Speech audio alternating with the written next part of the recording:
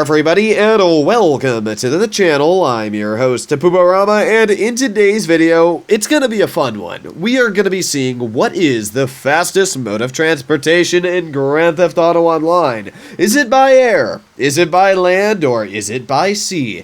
Now, I should point out that obviously the plane I have picked, which is a single prop, is not very fast when it comes to the planes category.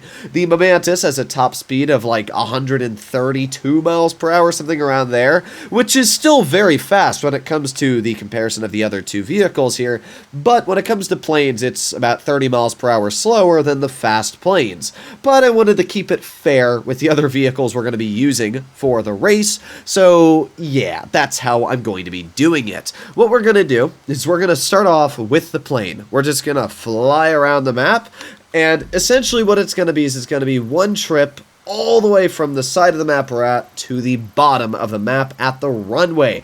Now, because it is a plane, I have to not only take off, but I also have to land, which is obviously going to take a little bit more time than it might for your average vehicle, for example, a motorcycle, just to make it to the runway and stop. So I'm going to get ready. As soon as I start entering the plane, I'm going to start the stopwatch. Here we go. 3, 2, 1, and we are entering the plane, starting the stopwatch. Here we go.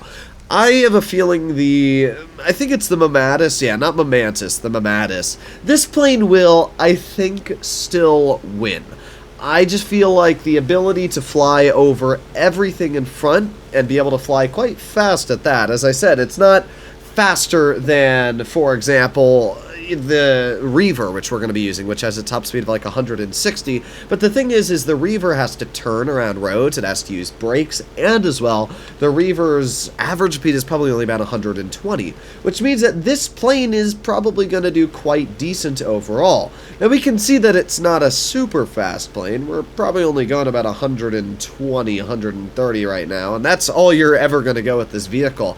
You're just going to go what the top speed is, and no more, no less. So we're at a minute on the clock so far, but obviously the great thing about the plane is I don't need to follow the road at all. All I need to do is keep it facing frontal and keep on flying. We get to look at the beautiful foggy views of the mountain range in Chiliad.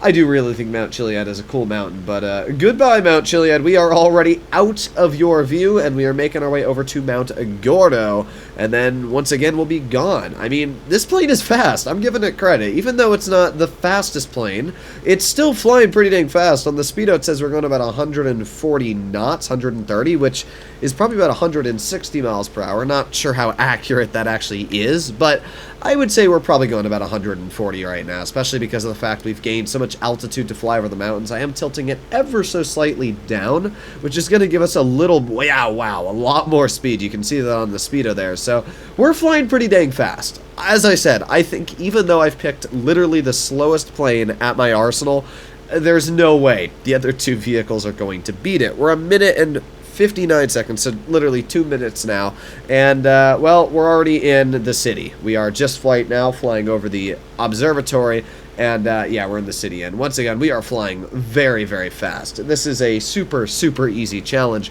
All we gotta do is land the plane, get it to a stop, and I'm stopping the stopwatch. So yeah, this has been an incredibly easy journey. You can imagine how if I was using a jet-powered plane, this would be over within a minute, probably. It'd probably be about a minute 20 flying time, and we would have been at the airport already.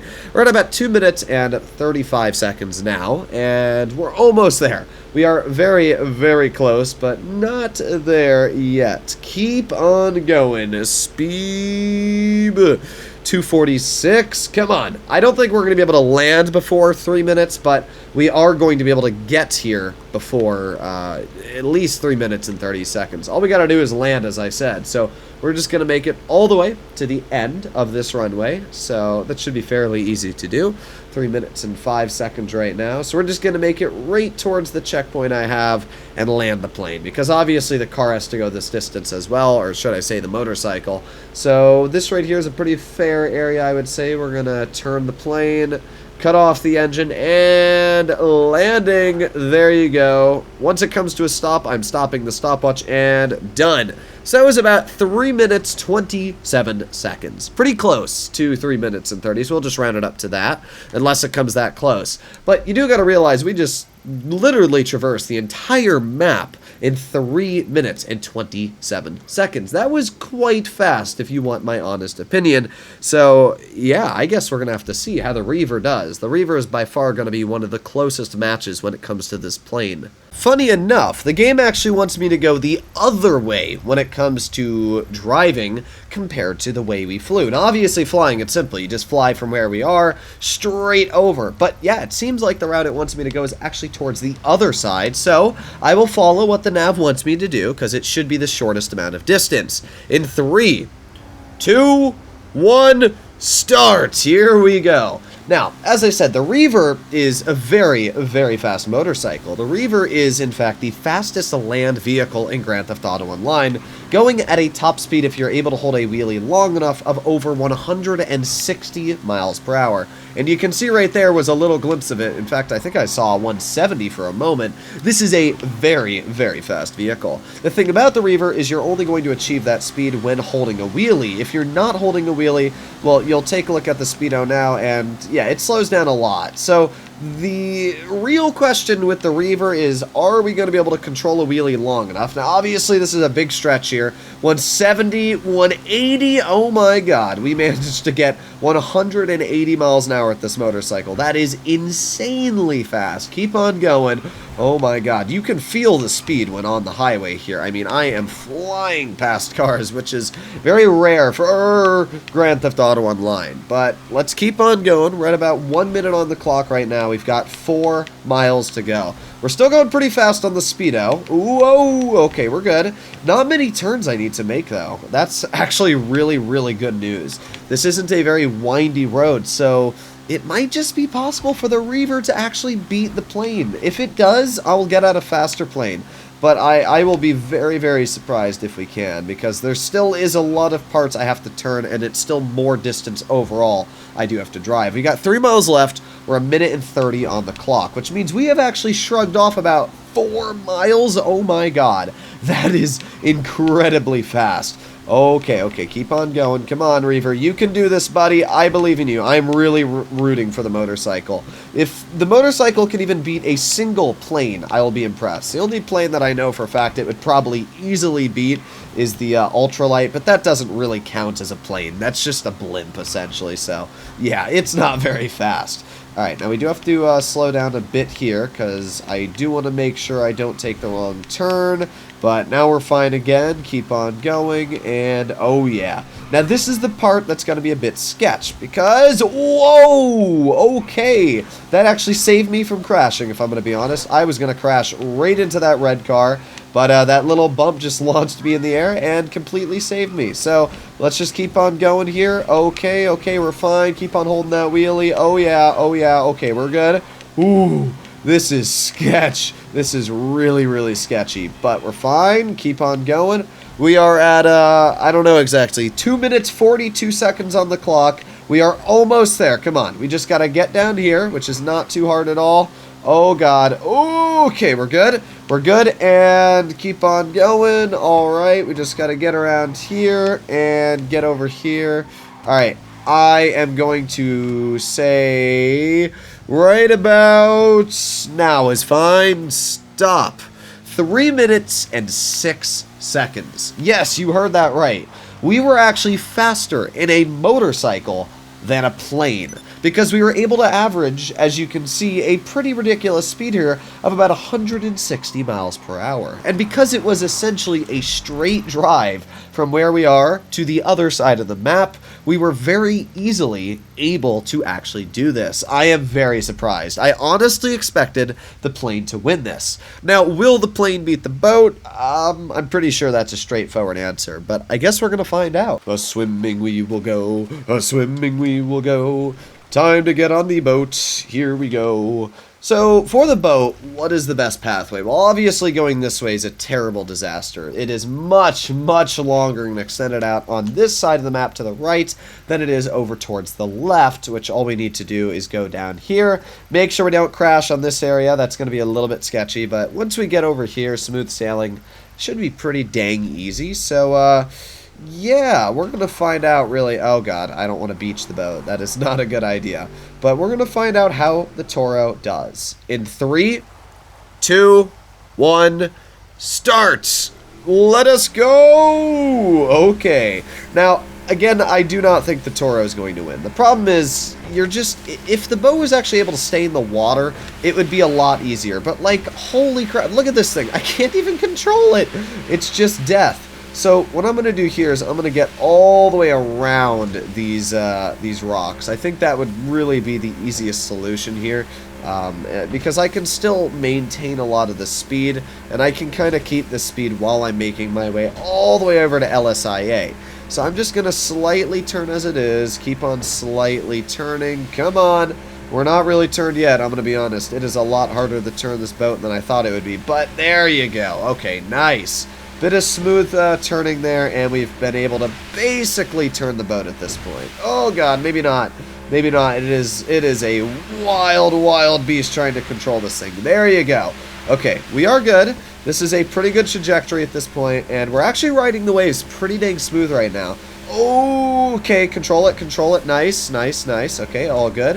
I think we're actually going so fast that the waves are having a hard time loading in before we're actually hitting them in the boat, which is good. It means I'm able to control this boat very, very well. I don't know how fast we're exactly going because the speedo is not... Oh, this is slowing us down a lot then when we hit those big old wave pockets there and it starts launching us in the air.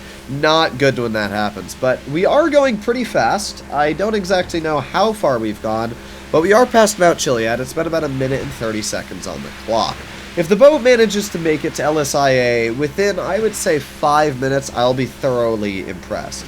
Because we still got to make it past the military, which is coming up here somewhere. I think I can see the outskirts of it. Yeah, that's the military right there. So we've probably cut down about maybe 2 miles at this point. Once again, very, very smooth sailing, which is quite lucky, to be honest. Sometimes these waves are really bad, but today we are getting very, very smooth waves, which is really, really lucky. I cannot complain at all. So we're having a bit of topsy-turvy with this boat. I think it's a little too fast for the oceans of GTA. But even with that, we are speeding along. 2 minutes and 17 seconds, and we've just been able to pass the military base right now. The military base is, I would say, about the halfway point till we're there, because obviously we don't need to take any roads or anything like that. We just need to cut straight across. So honestly, we might actually do okay with the boat. I'm not exactly sure where LSIA is, so I might turn the boat a little bit towards the left here, but it really is hard to control this boat, to be honest, just because of the way it does control in the ocean here. It is very, very tricky. So we're 2 minutes and 50 seconds now. Already the 3 minute and like 6 second lap or something like that, we were able to set... Oh wait, is that my Kosatka right there? Wow, that is... Okay, we are quite close actually to LSIA. But we're at 3 minutes and 5 seconds right now, which means we have officially lost to the... oh god, this is really slowing me down here. We're getting closer to the shore, and it seems like it's giving us some big waves because of that. But yeah, we are right now at the outskirts of the city with about 3 minutes and 20 seconds on the clock. So, you know what? Even though boats aren't really the best mode of transportation, and you can see why. I mean, look at this in first-person view. What the heck am I supposed to do with this? I would be dead in real life. But even though boats are not the best mode of transportation, I will give the this is the Longfin credit. It is a fast boat. And if the waves were completely smooth, I could probably shave off a good 30, maybe even 40 seconds. I would say just the fact that this boat keeps turning left and right, back and forth, is one of the main reasons why I'm really struggling to control it and keep that speed as when we get into one of those death spins. We just passed the 4 minute mark, and I can see LSIA in the distance. I think we're going to be able to get there before 5 minutes, which will honestly impress me a lot. That will really, really impress me. That means if I were to get like a car, and a bit of a slower car, maybe like a sports car that goes about 120, it would probably be very close on lap time from a sports car to a boat, which is pretty dang impressive. So 4 minutes, 25 seconds on the clock. We are almost there. We just got to touch the ground, and I'm counting it. So here we go, and done. 4, 34. That is not bad at all. 4 minutes and 34 seconds is really, really impressive for a freaking boat. It was a still solid minute slower than the plane at 3:27. But the fact that we were able to go all the way around as well. I mean, the plane was able to cut off all the way through here and cut through. The plane probably had about a good 2 miles cut off of the distance, and the car as well had a much shorter route because I got to go all the way around and then just straight through the city. Where the boat, I had to go all the way around. If we actually probably got my average speed in the boat for the distance that we went, which is probably close to about maybe 8 or 9 miles, I would be willing to say that we probably would have, if we had gone the same distance in the boat as the car, or even the plane, I think we would have gotten at least a minute shaved off, putting us right around the same average speed as the plane. So, not bad at all, to be completely honest. Hopefully you enjoyed today's video. This probably didn't answer any questions you had, because it was just a fun idea I had. But yeah, if you'd like to see more like this in the future, please consider smashing that subscribe button down below, and I'll see you in the next one. Bye-bye.